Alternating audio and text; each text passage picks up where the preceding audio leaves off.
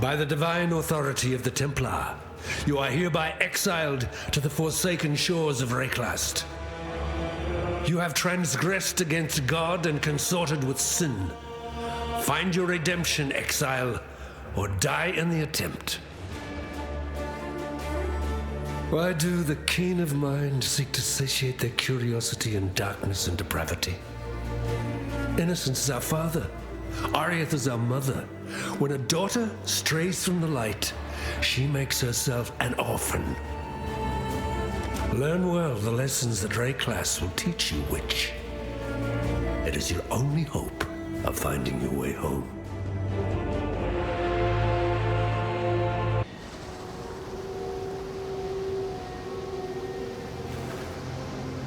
The very sand shivers with malice. There's a power here that welcomes me.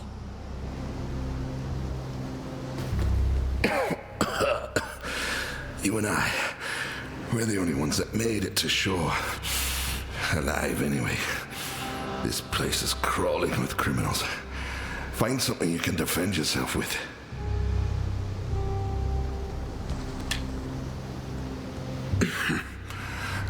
That'll do for now. I thought I saw some smoke rising just north of here. Could be worth checking if...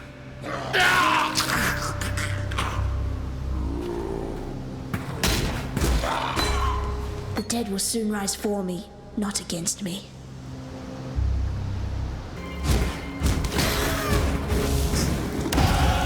And I thought I'd be a dead woman by now.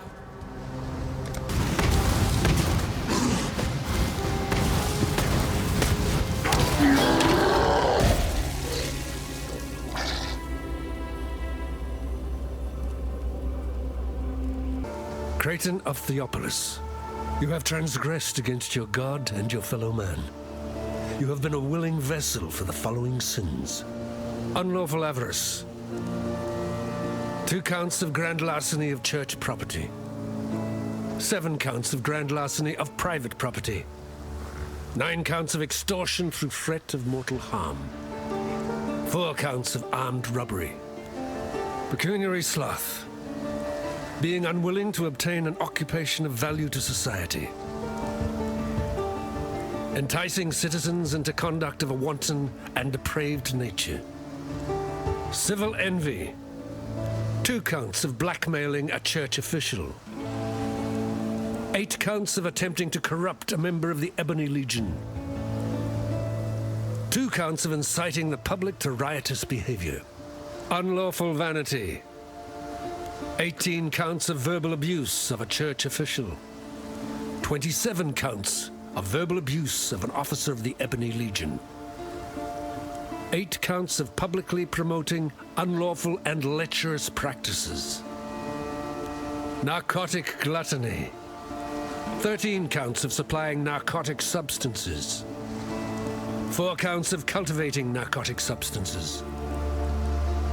1 count of public obscenity whilst under the influence of narcotic substances. Pecuniary lust. 9 counts of pandering. 2 counts of directing an establishment of ill repute. 6 counts of prostitution involving unholy and degrading acts. Mercantile wrath. 11 counts of common homicide for pecuniary gain. 4 counts of homicide of an officer of the Ebony Legion for pecuniary gain. 2 counts of episcopicide for pecuniary gain. 1 count of matricide for pecuniary gain. God has charged me with your redemption. You are hereby exiled to Rayclast, where it is hoped you shall come to repent your sins and make your peace with your beloved father.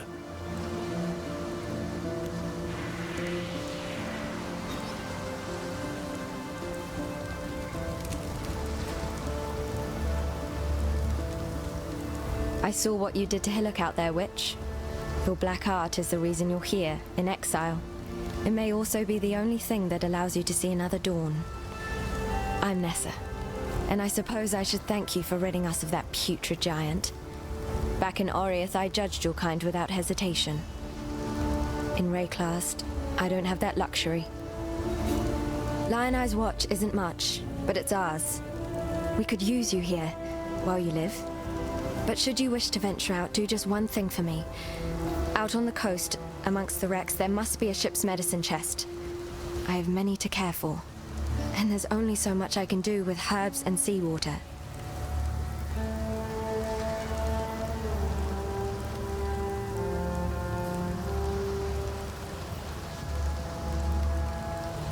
Be well. A wayfish, waterlogged witch, washed up in ray-classed. That's the first line of the poem I'm writing about you, Exile. Easy go. You could scorch a bloke with a look like that. The name's Bestel, captain of the good ship Merry Gull. At last, my Merry Gull is gone. My crew is gone. But my wits remain, after a fashion. There's an island, a hop, skip and a wade offshore of the terraces. That's where my Merry Gull ran aground. Watched the locals spit roast the ship's doctor, but his medicine chest might still be there, amongst the splinters and bones. It'd have everything Nessa might need. Dr. Shaky Hands Opton was lousy with a scalpel and even worse with a saw, but he knew his apothecary. Explains the shaky hands, if you ask me. Poor Nessa. Not even a mother herself, and yet she cares for us all. And what a sickly, pathetic brood we are. May she live to have her own family, a real family. If anyone deserves that, Nessa does. Errol, the Merry Gull's cook, washed up on the rocks over yonder. Dead as a doornail he was, buried him myself.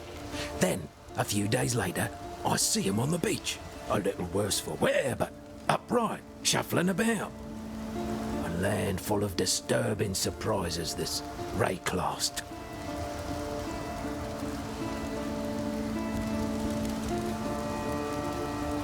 Fine work with Hillock.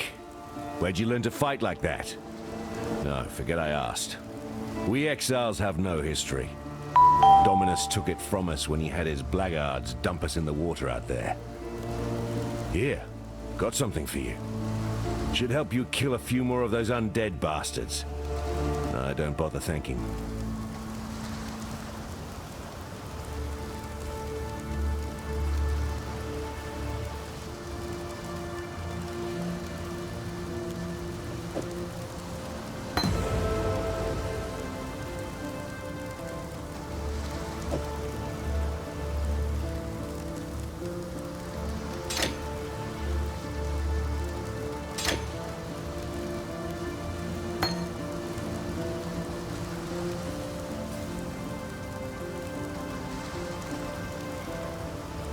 Stay sharp out there.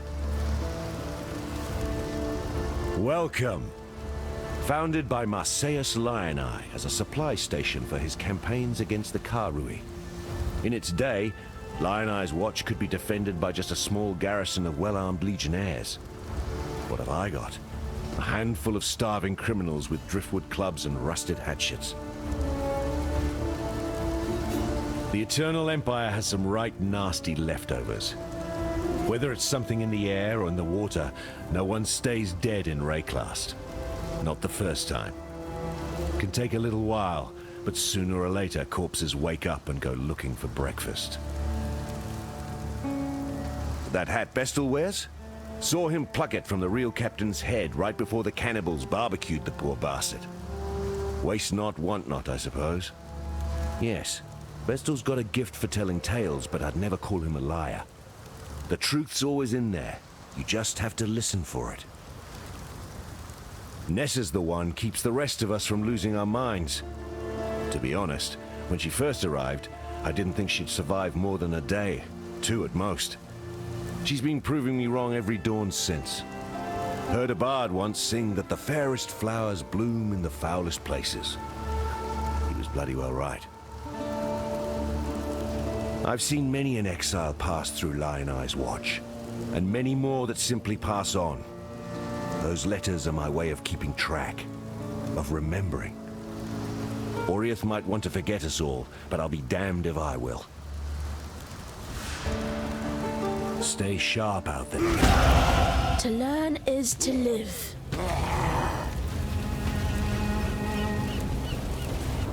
Khan's canoe struck this sand with the force of destiny. At his beck, the greatest war host in Kardui history tamed the wild sea, their canoes coupling with the land one by one.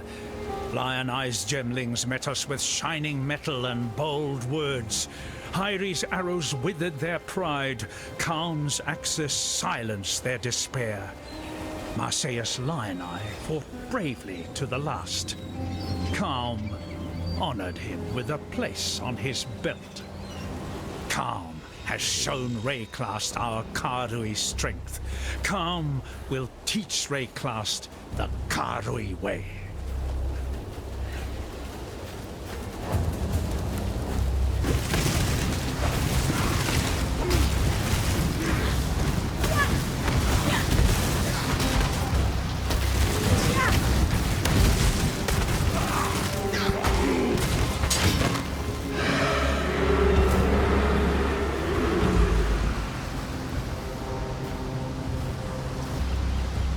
Has removed the eternal stain from this coast. The Empire's citizens decorate our meeting houses with their heads. Our warriors build homes for our families. Our families till the earth, fish the waters, fill the air with song.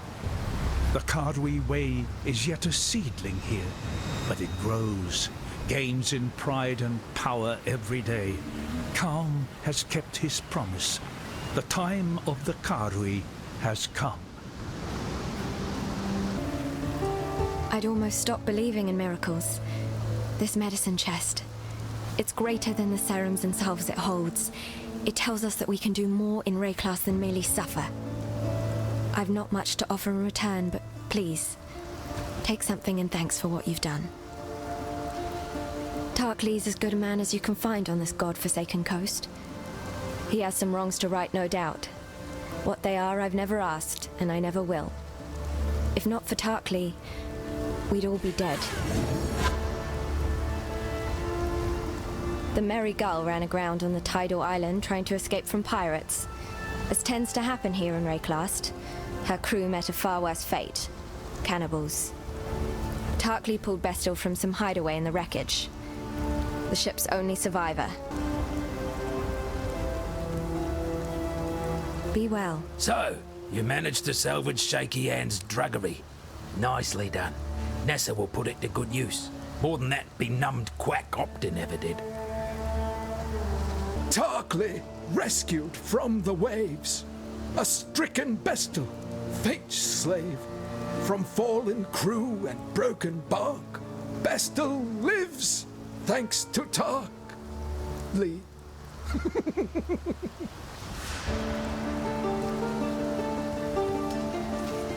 Got a job for you, if you're willing.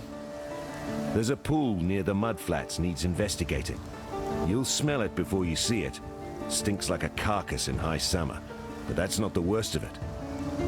Dead birds walking. Animals don't rise up again the same as people do here. So if they aren't raising themselves, what's doing it for them? The answer's in that fetid pool. Clear the place out and kill whatever's raising those rowers. We've got enough living dead to contend with already. Though they might look like you or I, behind those eyes there's nothing but darkness and hunger. Whatever's got inside those folks is not even close to being human. I've seen many an exile. That medicine chest you found, it'll do more than you might think. The medicine will run out, it always does, but Nessa won't. Give that girl a sliver of hope and she'll carry it to the end of the world. Farewell. Black storms descend on us from the north. Unnatural tempests of rage and hatred, lashing our backs, tearing at our houses. The rain is shot with shadow. It withers our crops, sickens our livestock. And the wind carries with it a restless spirit that breeds melancholy and madness. A spirit that creeps through our dreams, weaves tales of misdeed around our resting minds. We try not to listen. We try to remember ourselves. Some of us forget. Brothers fight. Brothers die. Calm punishes those that quarrel, that steal. Now that you've drained that passage, best I warn you about something. I was running down a wounded rower one night's eve when I glimpsed something in that waterlogged cavern. Looked a bit like a sand spitter, only the size of a bloody ox. I reckon it's nesting down in those flooded depths somewhere. If you're going that way, then do us a favor. Spill the old shield crab's guts before it gets hungry and comes looking for us. A necromancer? Just the one, was it? Guess the bastard got a bit lonely, decided to make himself some pets. Well, good to see you don't mind getting your hands good and filthy. Here, to mark a dirty job well done.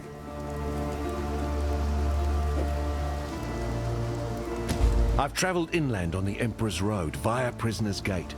Had to skirt around Axiom Prison. That's the holdfast of Brutus the Warden. Bloody treacherous trip it was. Worth it? There's forest inland.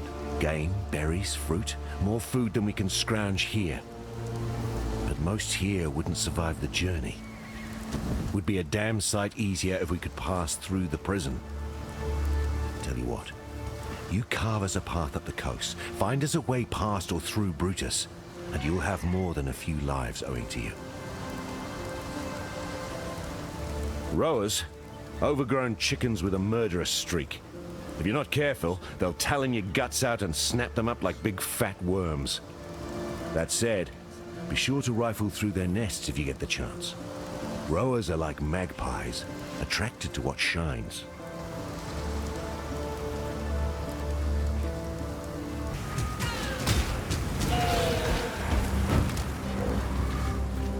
The earth of Rayclast rejects the dead. The black spirit of storm and dream now reaches into the ground and raises up our slain imperial foes. It leads the fallen from their graves and drives them to fight us beyond the end, rotted tooth and jagged nail. Our own remembered have joined their cursed ranks. No longer may we give our beloved to the birds, messengers of spirit to the sky, conveyors of flesh to the earth. Calm has commanded us to destroy our remembered with axe and fire. Calm is the bravest of us, willing to bear the ire of the ancestors for the survival of his people.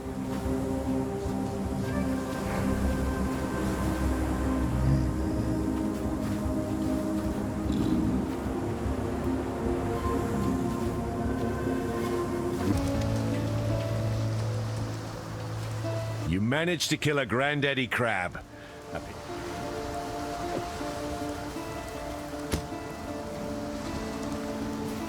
There's many a way to die in Rayclast.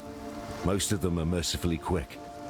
But you get caught alive by the Goatmen, you'll wish by any god you believe in that you hadn't. I've heard some of the more superstitious exiles say there's a deity these Goatmen worship. Abarath, Eater of Agony. Sounds like a right bastard if you ask me.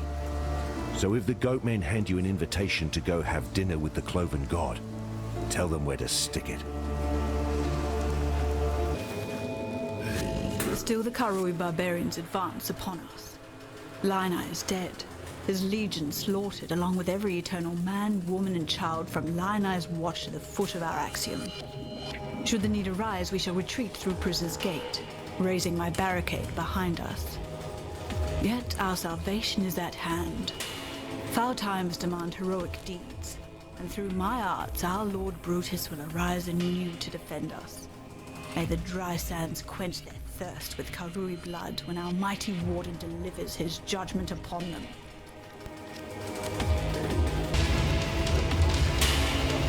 Your fright echoes from these stones.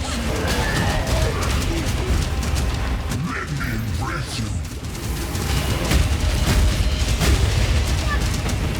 Let me embrace you.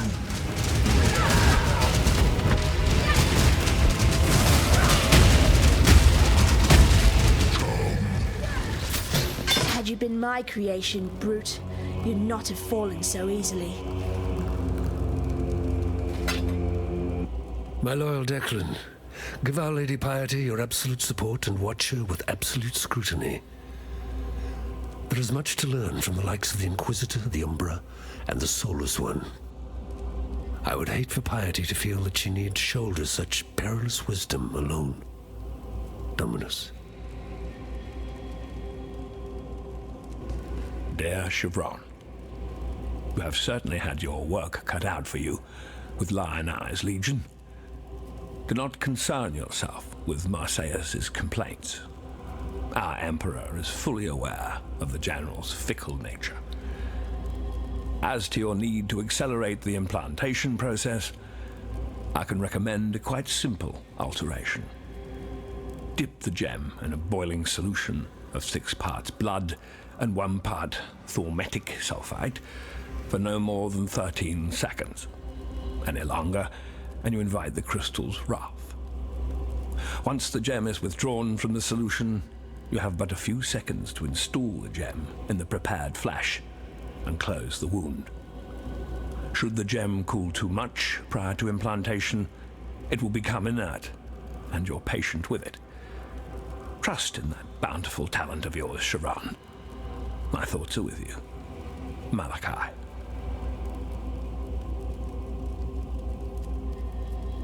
For some, death is welcomed with open arms. Did you end Brutus's suffering out of avarice or mercy? Only you know the answer to that one. I can think of only one reason why Piety would be here. She's interested in the sickness that pervades this place, the corruption that raises the dead and twists the wildlife into aberrations. Mervale dwells in the caves beyond the wrecks, at the head of Siren's Cove. Leave her be, and we can only hope that she continues to return the favor. Siren's Cove belongs to Mervale. Those butchering buccaneers sailed off that way, the ones that plundered my poor Mary. 'Twould be poetic justice if they... Piety's raised Chevron's barricade. Not that I was likely to ever make the trip inland, but it was nice to have the dream. Hang on a moment. Got a stray thought seeking safe harbour. Piety's one to watch her own back, so she'd never cut off an escape route from possible trouble inland. The cunning witch must be able to lower that barricade from the other side, somehow.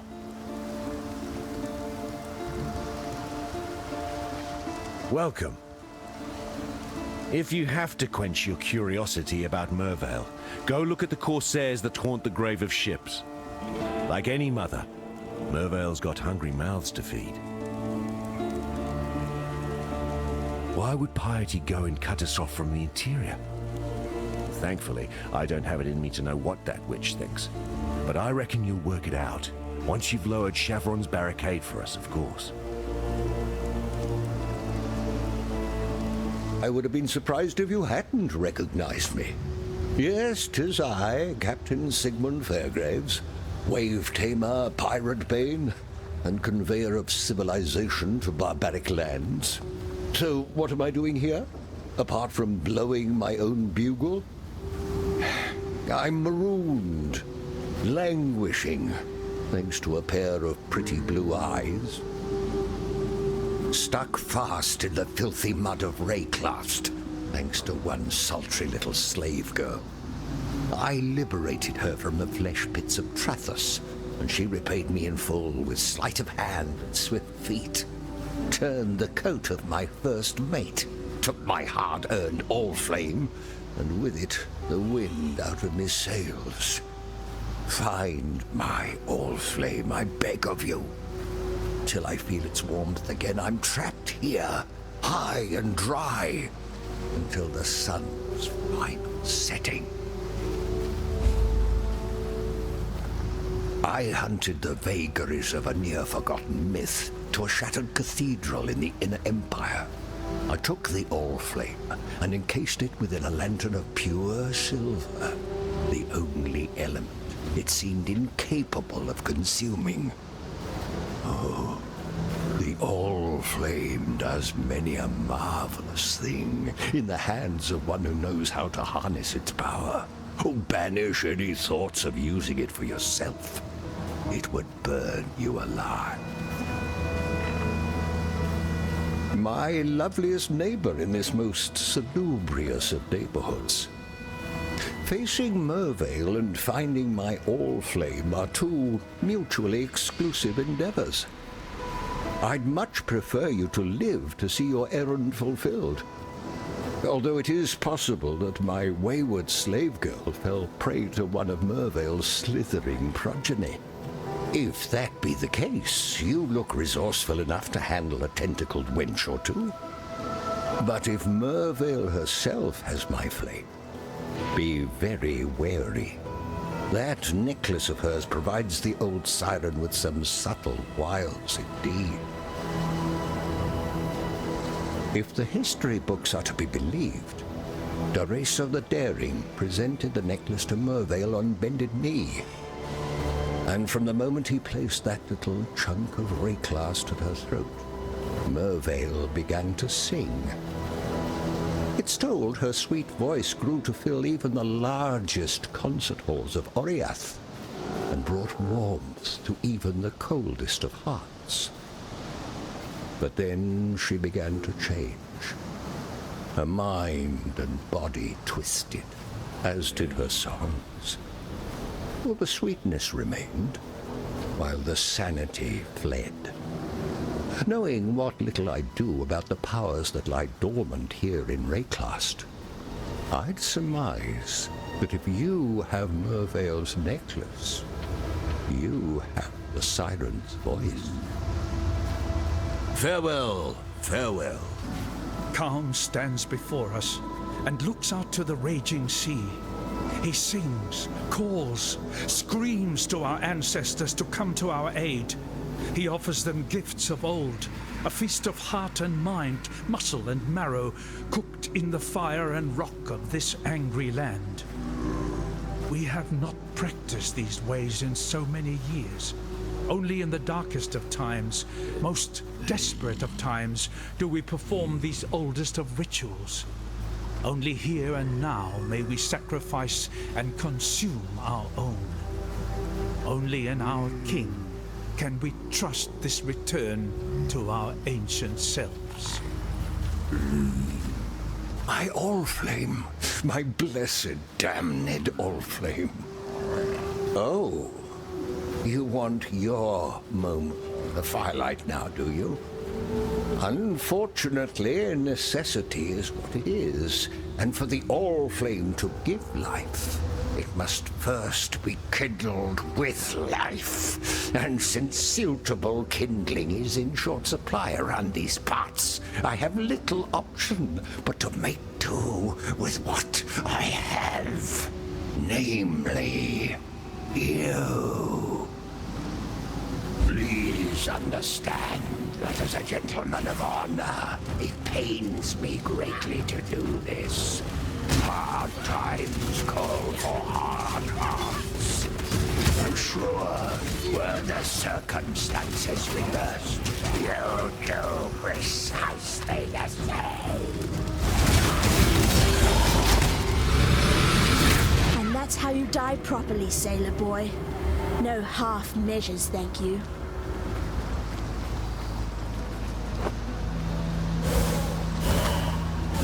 If you must take your chances with the siren, then have this. It may be of some help. But please, know that you don't have to do this. Tarkley and I are getting used to having you around. Be well.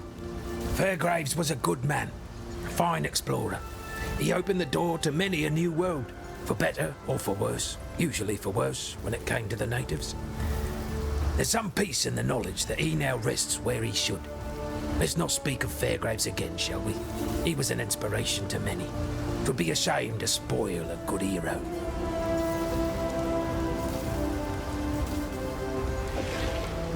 I gave away my heart on the promise of a lie. I gave away my love for nothing.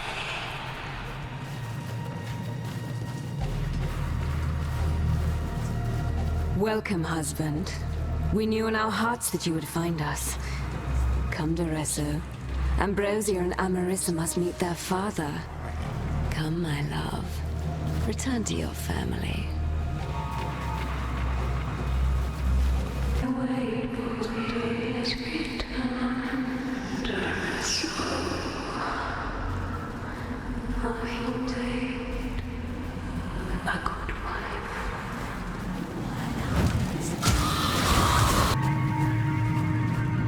This is love's true face!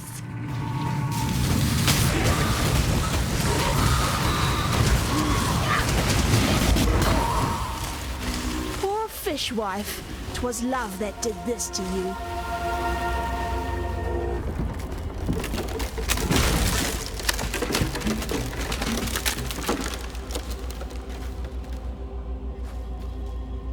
Duresso gave me the gem, kissed me, promised that he would be by my side forever. I sang for him. I sang for Oriath with his gem at my throat. Khaleesi's gem. Khaleesi's voice. I sang in her echo, performing arias that had once made the Empire weep. I listened to Khaleesi's lullabies in my dreams. I gave myself to her music, mind and body. Duresso left me for San with a promise to free me from Khaleesi. I begged him not to go, tried to show him the wonder of my transformation, the beautiful daughters he would soon meet. He couldn't see. None of them could see. I fled from their hatred. When Duresso returns, I will cast his cure away. I will teach him what true love is.